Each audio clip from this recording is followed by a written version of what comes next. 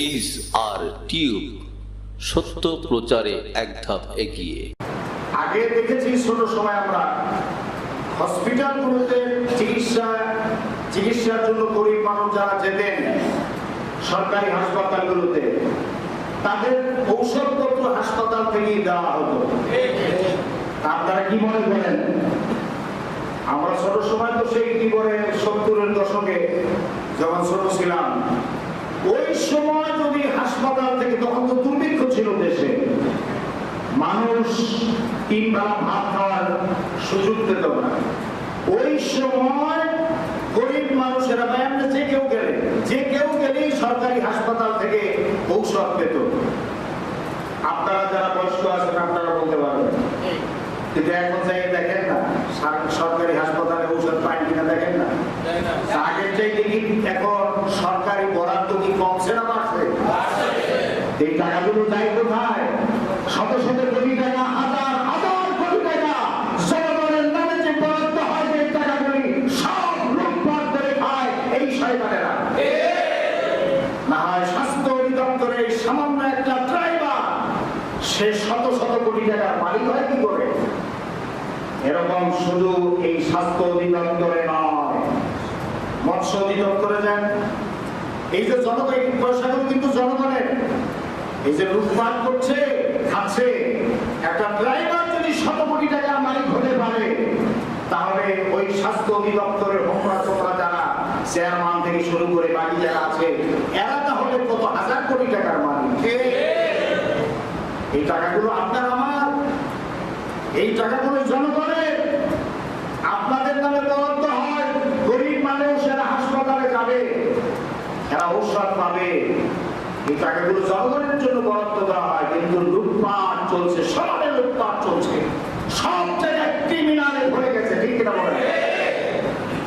প্রত্যেকটা অধিদপ্তর, প্রত্যেকটা এই যে শিক্ষা অধিদপ্তরে যান, একই কাজ চলবে, একই কাজ চলতেছে। এই যে আপনি ডিসি অফিসে যান, একই কাজ চলতেছে। সচিবালয় যান, একই কাজ চলতেছে। প্রত্যেকটা মন্ত্রণালয় দুর্নীতিতে ভরা। জনগণ সামান্য রকম কোন রকম ফায়দা পাচ্ছে না। ঠিক কিনা? এই দুর্নীতিবাদ যারা, এরাই দায়ী। আজকে একজন সাহেব না, বাংলাদেশে হাজার হাজার সাহেব তৈরি করা হয়েছে। আর এরা খবর ঘরের পরেও দেখেন পুলিশের রিমান্ডে, র্যাবের রিমান্ডে, এরপরও এরা কিভাবে দেখেন দুর্নীতি সব জায়গায় কিভাবে ছায়া হয়েছে। প্রদীপ সে পুলিশের ঘাটে বসে সে ভিডিও কলে কথা বলতেছে। যে নজির বাংলাদেশের ইতিহাস কেন সারা বিশ্বের ইতিহাসে পুলিশ কাস্টডিতে থাকা অবস্থায় কেউ ভিডিও কলে কথা বলে, এই দৃশ্য আপনারা দেখছেন কোথাও? কিন্তু এই দেশে আমাদের তা দেখতে হচ্ছে। ঠিক কিনা? আমাদের দেখতে হচ্ছে পুলিশ কাস্টডিতে। এরপরে সাহেব কি নাটক করে, কি নাটক, তাকে মানে কায়দাকরণ করে হাসপাতালে নেওয়া হয়। হাসপাতালে বেডে সে সুস্থ মানুষ শুয়ে আছে, নাটক করে শুয়ে আছে। বসে আবার তার আত্মীয় স্বজনের সাথে কথা বলছে। এমন সময় দেখে যে সাংবাদিকরা আসছে, ঠাস করে শুয়ে পড়ছে। এই নাটক আপনারা দেখেন নাই? দেখছেন কিনা? তাহলে প্রশাসন কোথায়? প্রশাসন কোথায়? আজকের জেলখানা থেকে কয়েদিরা পালায়ে যাচ্ছে। জেলখানা থেকে কয়েদিরা পালায়ে যায়। পাহারায় যারা থাকে, কোটি কোটি টাকা বেতন দেওয়া হয়। এই লোকগুলো করে কি? কোন জায়গায় আজকের জবাবদিহিতা নাই, শুধু লুটপাট, শুধু টাকা পয়সা কামাই দিকে আপনি শত শত কোটি টাকা কামিয়ে বিদেশে পাচার করে সেকেন্ড হোম, থার্ড হোম তৈরি করে, যখন প্রেক্ষাপট চেঞ্জ হবে তাড়াতাড়ি চলে যাবে, এদেশ ছেড়ে চলে যাবে। এই হলো চিন্তা ভাবনা। সুতরাং এদেরকে চিহ্নিত করতে হবে, জনগণকে সজাগ হতে হবে।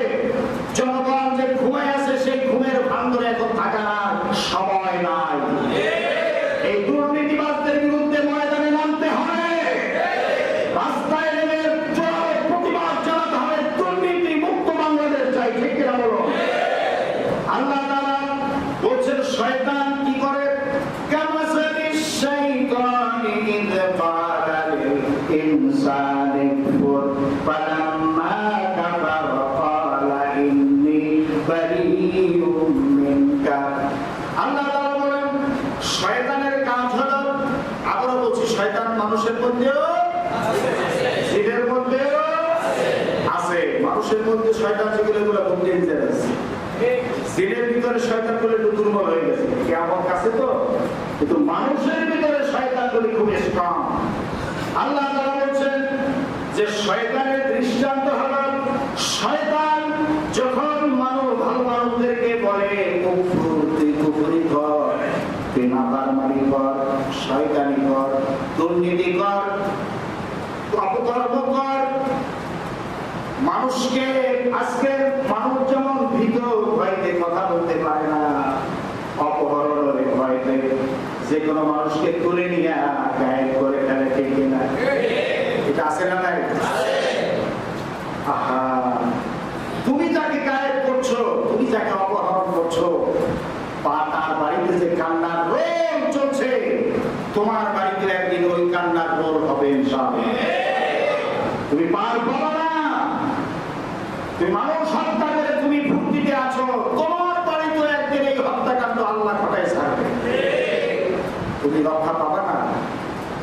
আজকে একটা মানুষ মারা গেলে তার খবরের কাছ থেকে মনটা বুঝানো যায় যে লোকটা এখানে দাফন হয়েছে, কিন্তু অপহরণ হয়ে গেলে বহু লোক অপহৃত অবস্থায় আছে, কিডন্যাপ অবস্থায় আছে, তারা যে আদৌ বেঁচে আছে কিনা না মারা গেছে কেউ জানে না।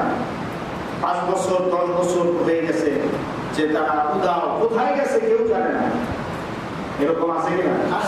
তাদের বাড়িতে অনবরত কান্না ঘোর চলছে, ছোট ছোট বাচ্চারা কাঁদতেছে, আব্বু আব্বু করে কাঁদতেছে। স্ত্রী তার স্বামীর দিকে তাকায় আছে, রাত যখন হয়, রাত যত গভীর হয়, স্ত্রী কান্না তত বাড়তে থাকে। মা কাঁদতেছে, বাপ কাঁদতেছে, এই লোকটার সন্তান আসে আদৌ বেঁচে আছে না মারা গেছে। এই কাজগুলি যারা করছো, এই কাজগুলি যারা করছো, মনে রাখবা তোমাকেও এই অবস্থার পরিণতি একদিন স্বীকার করতে, তোমাকে এর মুখোমুখি হতে হবে একদিন। এজন্য এই সমস্ত কাজ বন্ধ করুন। শয়তানের সেই অপকর্ম যেগুলো তোমাকে শিখায় দেওয়া হচ্ছে, যেমন এক শয়তান হলো ভারতের এজেন্টগুলি যারা আছে, আমাদের দেশের যারা কল্যাণ চায় না, এই লোকটির পরামর্শ নিয়ে যারা আমাদের দেশের শয়তান যেগুলি আছে, এগুলি যে অপকর্মগুলি করছে, এই একদিন কিন্তু দেখবেন এই ভারতীয় এই সাপোর্ট একদিন থাকবে না। এখন তো পিছনে দেখে যে ভারতীয় এজেন্টরা আমাদেরকে সাপোর্ট দিয়ে রাখতেছে, কিছু হলেই আমরা বর্ডার পাস করে উপরে চলে গিয়ে খুব নিরাপদে থাকবো। মনে রাখবা এই শয়তানগুলি যখন তোমার পিছন থেকে চলে যাবে, তখন তোমাকে ওই ভাগ্যবরণ তোমাকে গ্রহণ করতে হবে। পিছনে থাকবে না, আল্লাহর ওয়াদা তাহলে বিষয় হয়ে যাবে। আল্লাহ তাআলা বলছেন ফালাম্মা কাফারা, শয়তানের পরামর্শ অনুযায়ী যখন কোন ভালো মানুষ যখন শয়তানি কাজে লিপ্ত হয়ে যায়, তখন আল্লাহ তাআলা বলেন ইন্নী বারিউম মিনকা, যে শয়তানের পরামর্শ দিয়েছিল সে তখন বলে যে ভাই তোমার সাথে এখন আমি আর নাই। ইন্নী বারিউম মিনকা, আমি তোমার কাছ থেকে আমি আশ্রয় চাই, আমি এখন আর তোমার সাথে নাই। এরকম হয় কিনা? এক সময় যখন অপকর্মগুলি মানুষ করে, তখন দেখে যে আমার পিছনে প্যাকিং আছে। এই যে সাহেবের পিছনে কত প্যাকিং ছিল, কথা বলেন আপনি? এমন কোন মন্ত্রী নাই যে মন্ত্রীর সাথে তার ছবি নেই। মন্ত্রীর সাথে এক টেবিলে বসে সে নাস্তা করেছে, খাবার খেয়েছে, আনন্দ ফুর্তি করেছে, একই হোটেলে গিয়ে একই রুমে বসে আনন্দ ফুর্তি করেছে। যখন সাহেব বিপদে পড়ে গেছে, তখন আর পিছনে একজন নাই। এইটাই হবে। আল্লাহ তাআলা বলছেন ইন্নী বারিউম মিনকা, শয়তান যখন অপকর্ম করতে বলে, তুমি যখন অপকর্ম করে ফেলো, এরপরে সুযোগ মতো শয়তান কেটে পড়ে আর বলে ইন্নী বারিউম মিনকা, আমি তোমার কাছ থেকে আশ্রয় চাই, আমি তোমার সাথে নাই ভাই, আমি তোমার সাথে নাই। কারণ কি? কারণ হচ্ছে ইন্নী আখাফুল্লাহ রাব্বাল আলামিন। কারণ শয়তান তো আল্লাহর ছেলে, শয়তান শয়তান কারে চেনে? এজন্য শয়তান বলে ইন্নী আখাফুল্লাহ রাব্বাল আলামিন, আমি ওই মহান রব্বুল আলামিনকে অনেক ভয় পাই। তুই বেলা ভয় না পাইতে পারিস, কিন্তু আমি শয়তান, আমি আল্লাহরে চিনি, আল্লাহর ক্ষমতা জানি, আমি আল্লাহরে অনেক ভয় পাই। তোর দ্বারা অপকর্ম করাইছি জাহান্নামে নেওয়ার জন্য ঠিক, কিন্তু আমি তোর সাথে নাই, আমি আল্লাহরে অনেক ভয় পাই। ইন্নী আখাফুল্লাহ রাব্বাল আলামিন, আমি আল্লাহকে অনেক ভয় করি। যেমন শয়তান বদরের যুদ্ধে কাফেরদেরকে ফুসলাইয়া ফাসলাইয়া মুসলমানদের মুখোমুখি করছে। শয়তান মানুষের সুরাত করে এসে বলছে যে দেখ, তোরা হলি 1000 সৈন্য আর মুসলমানরা মাত্র 313 জন, অত পাই মেরে ফেলতে পারবি। এরপরে তোমার সবার হাতে অস্ত্র আছে, তরবারি আছে, তোরা সবাই অশ্বারোহী, কিন্তু মুসলমানদের হাতে মাত্র 2-3টা ঘোড়া আর তরবারি মাত্র 8 খান। এরপরে মুসলমানদের হাতে কোনো অস্ত্র শস্ত্র কিচ্ছু নাই, অত পাড়াই মেরে ফেলতে পারবি, যা যুদ্ধ কর। যুদ্ধ বাধায় দিয়া এরপরে যখন দেখে মেঘের ভিতর থেকে গর্জন শুরু হয়েছে, আল্লাহর বাহিনীরা আসতেছে, শয়তান এটা দেখা সাথে সাথে দৌড় শুরু করছে। আর কাফেররা বলে ভাই, যার সুরত দিয়ে ধরছে তার বলছে ভাই তুমি যাও তো তাড়াতাড়ি, তুমি এখন দৌড়াচ্ছ কেন, আমাদের কাছে থাকো, আমাদের সাথে যুদ্ধ করো। কাকা ভাই এখন আমাদের ছাড়ো ছাড়ো, ধরছে শক্ত করে ধরছে কাফেররা যে না তুমি আমাদের সাথে যুদ্ধ করো। কাকা ভাই আমাদের ছাড়ো, তাড়াতাড়ি ছাড়ো। ওই যে শোনো না আওয়াজ, মেঘের ভিতর থেকে ফেরেশতারা যখন গর্জন করে আসতেছিল অশ্বারোহী অবস্থায়, এই আওয়াজ শয়তান তো সব দেখে শোনে বসে, সে এইটা দৃশ্য দেখে বলে যে ভাই ছাড়ো। তারপর কোন রকম ছাড়াই করে এসে আল্লাহ রাসূল বলেছেন এই যে শয়তান দৌড়ে যাচ্ছে, সে সোজা দৌড়াতে গিয়ে লোহিত সাগরে পড়ছে। ভয়েশ্বরী কোথায় পড়ছে?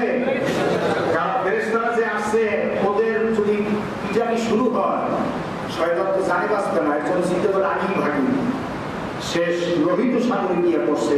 কিতাবুল মাগাজি খুলে দেখেন, বুখারী শরীফের কিতাবুল মাগাজি, আল্লাহ রাসূল বলেন যে শয়তান ওইতে দৌড়ে যাচ্ছে, সে দৌড়ে গিয়ে লোহিত সাগরে পড়ে। সুতরাং আপনাকে যারা অপকর্ম করার জন্য পরামর্শ দিচ্ছে, মনে করবেন সময় যখন আসবে এরা কেউ আপনার পাশে থাকবে না। তবে প্রদীপের পাশে কিন্তু আছে, প্রদীপ কিন্তু এখনো দম্ভ ভরে জেলখানার ভিতরে বসেও সে কিন্তু খুব ফাঁকি দিচ্ছে। কারণ ভারতীয় সেই হাইকমিশনারের পিছনের দরজা তার জন্য খোলা।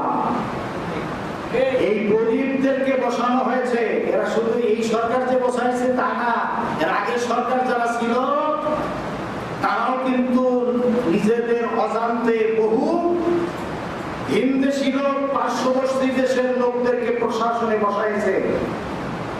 একসাথে 35 জন অফিসার নিয়োগ দিয়েছে, এরা কিন্তু ভিনদেশী। প্রশাসনের ভিতরে এই লোকগুলি এখন আছে, উচ্চ পদস্থ লোক, এরা কিন্তু বাংলাদেশের পক্ষে কাজ করে না। এদেরকে আজকে আইডেন্টিফাই যদি এখনো করতে না পারি, আল্লাহর কসম বিপদ থেকে কিন্তু বাঁচার কোনো উপায় নাই। এজন্য সতর্ক হতে হবে।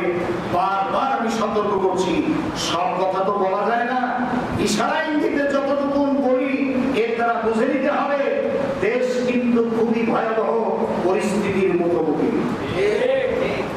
এজন্য সতর্ক হন, এখনো সতর্ক হন। এদের সবচেয়ে সংখ্যাগরিষ্ঠ মুসলিম,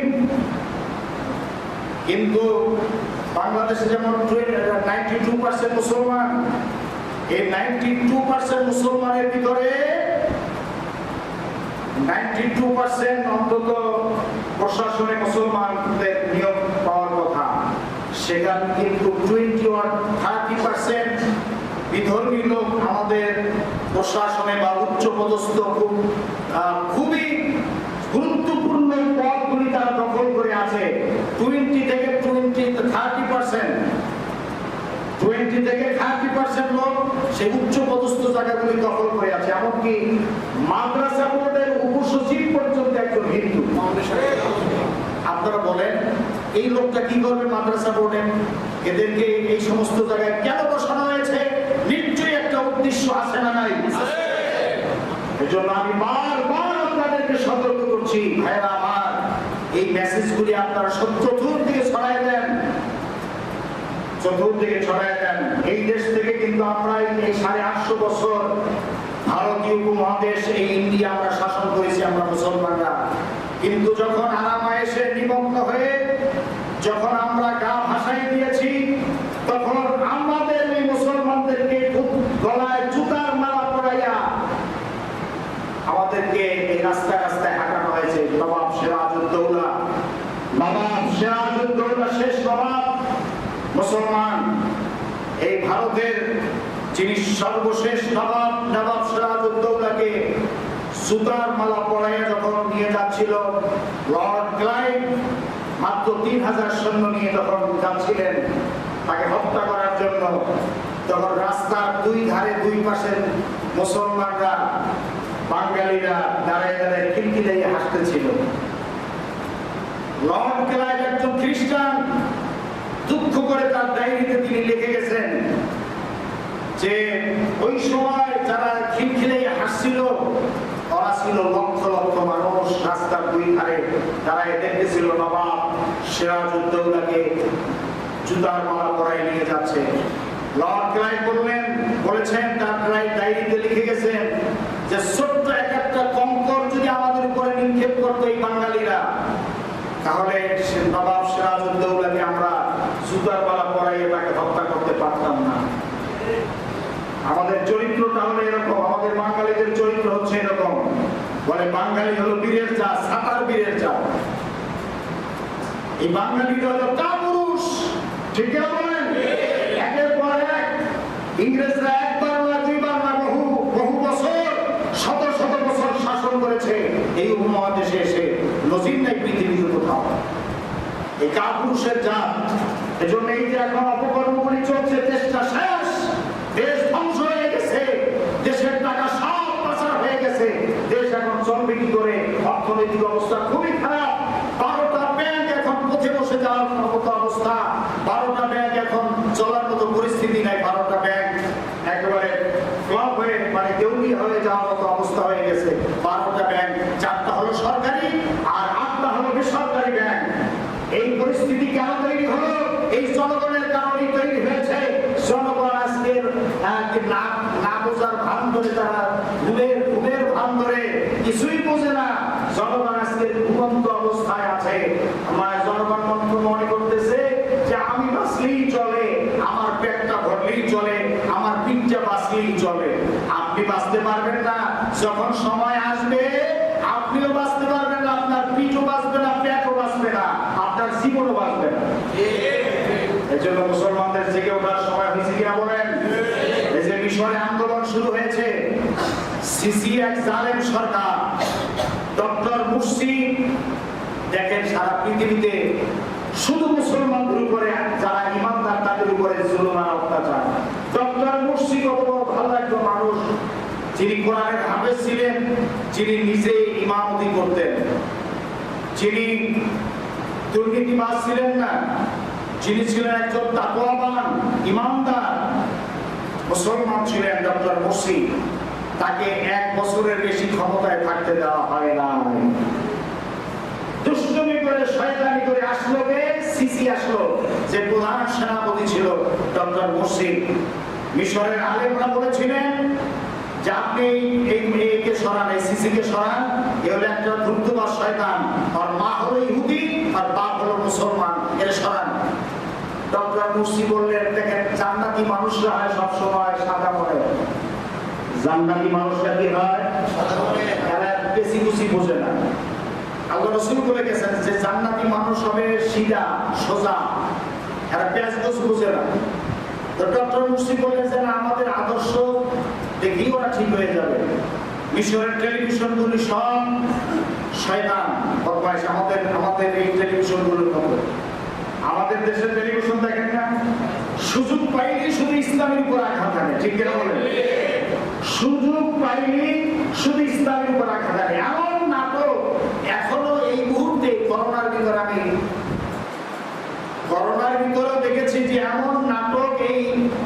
বাংলাদেশের টেলিভিশনগুলি দেখায় করোনার ভিতরে ওদের ভিতরে কি আল্লাহর ভয় আছে কিনা তো মোটেই নাই। এই মাথায় টুপি পরাইয়া, তারপরে টুপির উপরে রুমাল, রুমালের তারপরে জুব্বা পরাইয়া, এরপরে দাড়ি তো নাই, যারা নাটক করে ওদের দাড়ি থাকে না, দাড়ি তো নাই, লম্বা দাড়ি, আর্টিফিশিয়াল দাড়ি লাগাইয়া, এরপরে পিছনে লিখে দেয় রাজাকার। দেখেন এখনো ভারতীয় চক্রান্ত কিভাবে চলছে এই দেশে। আর আমরা সমানে কিনছি এতদিন, কিন্তু এখন এই দেশের জনগণ সজাগ হয়েছে আলহামদুলিল্লাহ। এই সমস্ত নাটক দেখে এখন এই দেশের জনগণ তারা এখন আর ওদের পক্ষে ভোট দেয় না, ঠিক হবে, ওদের পক্ষে এখন আর সমর্থন করে না। এদেশের জনগণ এখন অনেক সজাগ হয়েছে, বলেন আলহামদুলিল্লাহ। এখনো এই শয়তানি চলছে, আল্লাহ রাসূলের সুন্নাত দিয়ে এখনো বদমাইশি চলছে, ঠিক কি না বলুন? এই ব্যাপারে সজাগ হন, না হলে কপাল কিন্তু পুড়বে। মুশরিকের উপর বলা হয়েছিল তিনি গায়ে লাগান নাই, 1 বছরের মাথায় এই কূটনীতিকবাজরা, এই শয়তানরাই তাকে আবার আউট করে দিয়েছে, ইহুদিদের সহযোগিতায় আউট করে দিয়েছে। সুতরাং সজাগ হতে হবে, সতর্ক হতে হবে, আর না হয় মুসলমানদের বা এইরকম পরিস্থিতির শিকার সব জায়গায় হতে হবে। আজকে সেই সিসির বিরুদ্ধে আন্দোলন শুরু হয়েছে মিশরে, আপনারা দোয়া করুন সেই আন্দোলন যেন সফল হয়, আন্দোলন যেন সফল হয়। এই সিসির মা হচ্ছে ইহুদি আর বাপ হচ্ছে খ্রিস্টান, ও হচ্ছে ইহুদিদের দালাল। এই মিশরীদেরকে মসজিদে তালা লাগাই রাখে, মসজিদে তালা লাগাই রাখে, সুন্নাত করতে দেয় না। কোন রকম ফরজ নামাজ শুরু হওয়ার 1 মিনিট আগে খোলে তালা, ফরজ নামাজ শেষ সাথে সাথে আবার মসজিদে তালা লাগায়। এই মিশরের মানুষদেরকে দাঁড়িয়ে রাখতে দেয় না, দাড়ি এই সুন্নাত। দাড়ি রাখলেই বলে যে এফওয়ানের সদস্য। কিসের সদস্য? এফওয়ানের সদস্য, মুসলিম ব্রাদারহুডের সদস্য। এটা মনে করে তাকে অ্যারেস্ট করা হয়। মিশরে যাকে একবার অ্যারেস্ট করে, বাংলাদেশে যেরকম গুম হয়ে যায়, ওই রকম কোথায় যে নেয় আর কোনো অস্তিত্ব খুঁজে পাওয়া যায় না। মাটির নিচে, তাদের মরুভূমির নিচে, মাটির নিচে হলো জেলখানা। সেই জেলখানায় নিয়ে তাদেরকে টর্চার করে, এরপরে হত্যা করে ট্রাকের ভিতরে লাশ ভরে করে নিয়ে যায়। সেই মরুভূমি কোথায় কোন জায়গায় ফেলে রেখে আসে কেউ খবরও রাখে না, আত্মীয় স্বজন জানে না যে কোথায় গেছে। এইরকম নির্যাতন চলছে মিশরে। তো মিশরের মানুষ এখন সজাগ হয়েছে, তারা আন্দোলনে নেমেছে। আল্লাহ তাআলা তাদেরকে রহম করুন, আন্দোলন যেন সফল হয়। আমার ভাইয়েরা, আল্লাহ তাআলা এই কথাই বলেছেন যে শয়তান যখন মানুষকে শয়তানি করতে বলে, তখন যারা শয়তানি করে এরপরে যখন দেখে যে পিছনে আমার ব্যাকিং আছে কিনা, পিছনে তাকায় দেখে শয়তান আর নাই। শয়তান বোঝেন তো, ওই যে ক্ষমতাশালী যে ব্যাকিং দিয়ে আসছিল সে আর নাই।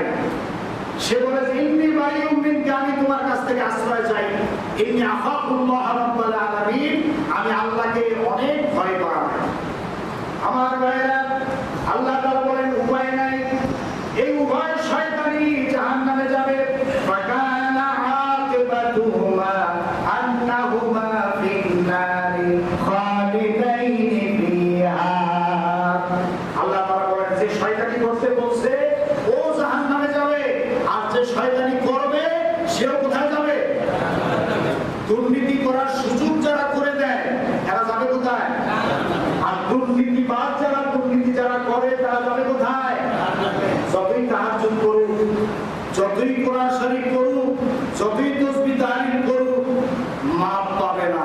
কারণ সে দুর্নীতিবাজদের সুযোগদাতা, সে সুযোগ দিয়েছে দুর্নীতি করার জন্য। এজন্য কোন তাহাজ্জুদে কাজ হবে না। মাকানা আকিবাতুহুমা আন্নাহুমা ফিন-নারি খালিদাইনি ফিহা, তাসনিয়ার সিগা। আল্লাহ তাআলা বলেছেন যে দুর্নীতি করার সুযোগ করে দিল সেও যাবে কোথায়? আর যারা দুর্নীতি করলো তারাও যাবে কোথায়? জাহান্নামে। খালিদাইনি ফিহা, এই উভয় শ্রেণীর লোকই এরা চিরজীবন জাহান্নামে থাকবে।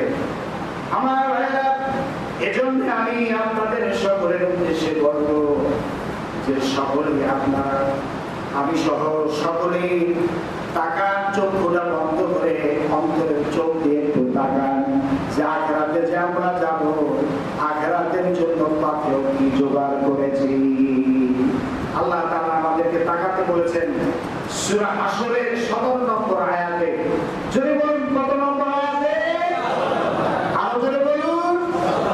17 নম্বর আয়াতে সূরা হাশরে আল্লাহ তাআলা বলেছেন তুমি তাকাও, তোমার আমলের দিকে তুমি তাকাও।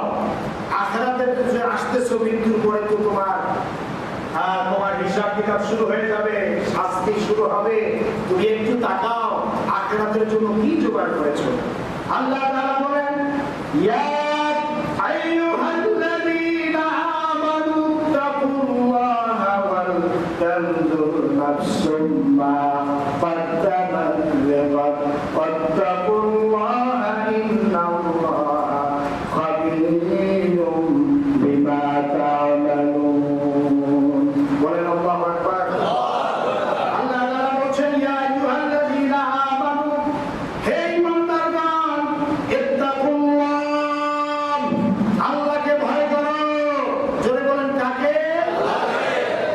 ওয়াল তানজুর, তুমি তাকাও, আমরের সিগা। আল্লাহ বলেন ওয়াল তানজুর, তুমি তাকাও, নাফসুম মা ক্বাদ্দামাত লিগাদ, তুমি যে আখিরাতের জগতে আসতেছো কি জোগাড় করেছো, আখিরাতের জীবনের জন্য কি জোগাড় করেছো সেদিকে একটু তাকাও।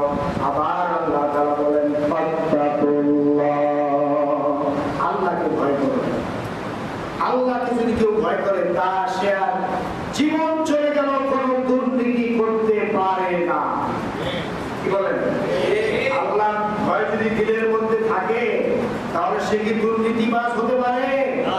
একটা মানুষের খাইতে আর কত লাগে, একটা ফ্যামিলি চলতে আর কত লাগে, কিন্তু এই যে শত শত কোটি টাকা যে আত্মসাৎ করে, জনগণের পয়সা আত্মসাৎ করে, দুর্নীতি করে, সম্পদের পাহাড় করে, এটা হলো তার ভিতরে আল্লাহর ভয় নাই বলেই সেই কাজগুলি করে। এই সম্পদগুলি নিয়ে কেউ কবরে যেতে পারবে না। এই করোনার ভিতরে যত মন্ত্রী মারা গেল, সাবেক মন্ত্রী এবং বর্তমান মন্ত্রীদের ভিতরে যারা মারা গেছে, এমপি যারা মারা গেল, এরা কেউ টাকা পয়সা নিয়ে গেছে কবরে না। একজন কবি বলেছেন দুনিয়া মে জিতনে কামাওগে हीरे और मोती याद रखो कामों में जीत नहीं होती। তুমি দুনিয়ায় টাকা পয়সা, ধন সম্পদ, অর্থ সম্পদ, স্বর্ণ, এই দেখবেন যে ডিআইজি মিজানুর রহমান যখন অ্যারেস্ট অবস্থায় আছে, তার বাসায় তল্লাশি করে কত কোটি পাওয়া গেছে? কত সংখ্যাটা আমার খেয়াল নাই, যে টাকার বস্তা এরকম 1000 টাকা এরকম বান্ডিল ডিআইসি মিজানুর রহমান, যার বাসা তল্লাশি করে এরকম ভাবে টাকার বস্তা পাওয়া গেছে। এরপরে দেখলাম যে গতকাল সংবাদে দেখাইছে স্বর্ণ, এইরকম ভাবে স্বর্ণ, এতগুলো স্বর্ণ পাওয়া গেছে। এরকম যদি একজনের বাসায় পাওয়া যায় তা অন্যদের বাসায় আছে না নাই? এদের ভিতরে আল্লাহর ভয় আছে? ভয় থাকলে এই কাজগুলি এরা জনগণ থেকে আত্মসাৎ করতে পারত না। ভয় থাকতে হবে কার? আসলে এই একই আয়াতের ভিতরে আল্লাহ তাআলা দুইবার বলেছেন আত্তাকুল্লাহ, আল্লাহকে ভয় করো। কাকে ভয় করো? আল্লাহকে ভয় করো। এই দ্বিতীয়বার আবার আল্লাহ তাআলা বলেছেন আত্তাকুল্লাহ, আল্লাহকে ভয় করো। ইন্নাল্লাহা খাবীরুম বিমা তা'মালুন, আল্লাহ তাআলা খবর রাখেন বিমা তা'মালুন, তুমি যা দুনিয়ায় করো সবকিছু কাজ, তোমার সমস্ত কাজ সম্পর্কে খবর রাখেন কে? আল্লাহ তাআলা বলেন আল্লাহকে ভয় করো, তোমার সমস্ত কাজকর্ম সম্পর্কে আল্লাহ খবর রাখেন। আল্লাহ রাব্বুল আলামিন সূরা ইনফিতারের 6 নম্বর আয়াতে আল্লাহ তাআলা বলেন যে বান্দা তুমি আমার থেকে কেন দূরে সরে গিয়েছো, কেন আমি আল্লাহকে তুমি ভয় করছো না? কোন জিনিসে আল্লাহ থেকে তোমাকে দূরে সরায় রাখলো? আল্লাহ তাআলা সূরা 6 নম্বর আয়াতে বলেন ইয়া আইয়ুহাল ইনসানু মা গাররাকা বিরাব্বিকাল কারীম। হে মানুষ সকল, দুনিয়ার কোন জিনিস তোমাকে আল্লাহ থেকে দূরে সরায় রাখছে? আল্লাহ তাআলা বলেন কোন মোহে তুমি পড়ে গেছো, কোন জিনিস তোমাকে আল্লাহ থেকে দূরে সরাইছে, ওই জিনিসের কপালে লাথি মেরে আল্লাহ মুখী হও। আল্লাহ তাআলা সূরা ইনফিতারে আরো বলেন ওয়ালা তাকুনু কাল্লাযীনা নাসুল্লাহা ওয়া আনসাহুম আনফুসাহুম উলাইকা হুমুল ফাসিকুন। আল্লাহ তাআলা বলেন তোমরা তাদের মতো হইও না যারা দুনিয়ার মোহে পড়ে আল্লাহ তাআলাকে ভুলে গেছে, তোমরা তাদের মতো হইও না। মৃত্যু হবে কিনা? হবে কিনা? হবে। কখনকার মৃত্যু আসে কারো জানা নাই ভাই। মৃত্যুটা হইলেই যে পাইছে গেল এমন কিছু নয়। আল্লাহ তাআলা কিন্তু মরতে নিষেধ করেছেন ওয়ালা তামুতুন্না, সগীরার সিগা, যে অবশ্যই তুই মরিস না ইল্লা ওয়া আনতুম মুসলিমুন, 100% আল্লাহর সামনে সারেন্ডার না হয়ে তুই মরিস না। কে বলেছেন? আল্লাহ। আর মরার পরে আবার দুনিয়ায় এসে ভালো আমল করে কবরে যাওয়ার কোনো সুযোগ নাই। এই দুনিয়ায় দেখা যায় এই যে জালকাঠি ধানসিঁড়ি গ্রাম নামে একটা এলাকায় এই কয়েকদিন আগে একজনের লাশ নদীর পাড়ে, একেবারে আপনারা দেখছেন কিনা জানি না, ফেসবুকে আছে, ইউটিউবে আছে, একবারে নদী ভাঙ্গে, মানে কিছুদিনের মধ্যে হয়তো সপ্তাহখানের ভিতরে নদীতে চলে যাবে। এই অবস্থায় তার ছেলেকে স্বপ্নে দেখা গেছে। তাদের সে 21 বছর পর কবর খনন করে পাওয়া গেছে একেবারে সেই অভিজ্ঞ, মানে যেভাবে শোয়াই রাখছে কাপড় পর্যন্ত নষ্ট হয়নি। লাশ দাফন করে যে কাপড় দিয়ে, কাপড়টা তো খুবই নিম্নমানের কাপড়, এত বেশি দিন 1 মাসও টিকতে চায়, ওই কাপড়টা পর্যন্ত লালচে হয়ে গেছে, লাল মাটির সাথে থাকে যে যেরকম হয় এরকম হয়ে গেছে, কিন্তু লাশের কোনো জাররা পরিমাণ কোনো ক্ষতি হয়নি। মুসল্লি মানুষ, খুব পরহেজগার মানুষ ছিলেন। আর দেখেন একটা মানুষ মারা যাওয়ার পরে তো 2 দিনও টিকতে চায়, কষা শুরু হয়, ঠিক না? একটু পরে ব্যাগ খুলে ওঠে, সবাই তো বেদিবাস করে যায় তাড়াতাড়ি লাশটা কিভাবে দাফন করা যায়। কিন্তু আল্লাহর মুমিন বান্দা যারা, তারা এরকম শত শত বছর কবরে শুয়ে থাকে, কিছুই হয় না। আল্লাহ হেফাজত করেন, কারণ ওই শরীর দিয়ে আল্লাহরে ডাকছে, তাহাজ্জুদের নামাজ আদায় করছে, 5 ওয়াক্ত নামাজ পড়ছে, তারপরে আল্লাহর কোরআন পড়েছে, কোরআনের আইন অনুযায়ী চলছে, আল্লাহকে ভয় করে চলেছে, যার কারণে এই বডিটাকে আল্লাহ হেফাজত করছেন এবং করবেন। এই যে জালকাঠিতে তো হাজার হাজার মানুষ এলাকায় গিয়ে দেখে আসছে, সকালবেলা লাশ উঠাইছে সকালবেলা, আর সন্ধ্যার পরে গিয়ে আবার দাফন করেছে ঈশার আগে। সারাদিন ছিল, হাজার হাজার মানুষ গিয়ে দেখে আসছে 21 বছর পর। কত বছর পর? 21 বছর পর। এইরকম ভাবে সকলে আল্লাহ ওয়ালা হয়ে আমরা কবরে যাওয়ার চেষ্টা করি।